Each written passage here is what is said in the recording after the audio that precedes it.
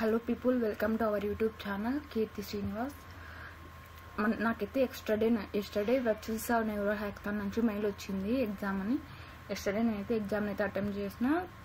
Questions coming to the questions మోడరేట్గా ఉన్నాయి, అంత ఈజీగా లేవు, అంత డిఫికల్ట్గాను లేవు, మోడరేట్ ఉన్నాయి. మనము రెగ్యులర్ కోడర్లో 3 ఎగ్జిక్యూట్ చేస్తే ఫర్ రెగ్యులర్ కోడర్కి, పవర్ కోడర్లో 2 ఎగ్జిక్యూట్ చేస్తే పవర్ కోడర్కి 6.5 LPA, రెగ్యులర్ కోడర్కి వచ్చి 5 LPA అనమాట. ఇక్కడ అసెస్మెంట్ డీటెయిల్స్ అయితే ప్రొవైడ్ చేసినారు. 14th October 2025 ఎస్టర్డే అనమాట. టైం స్టార్ట్ వచ్చి 10 AM అయితే నాకు ఎగ్జామ్ జరిగింది. This is the guide lines అనమాట. మనం ఎట్లా వెరిఫై చేసుకోవాలి, ఎట్లా ఎగ్జామ్ అటెంప్ట్ చేయాలి. మనము కోడింగ్ రౌండ్కి వచ్చినప్పుడు మన టెస్ట్ని 10 minutes అయితే పాస్ చేసుకోవచ్చు అనమాట. MCQs ఉన్నప్పుడు అయితే పాస్ చేయలేము.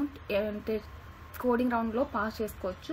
10 minutes రెస్ట్, మన అవసరమైన తినడానికి కానీ టైం తిని మీరు మళ్ళీ స్టార్ట్ చేయొచ్చు.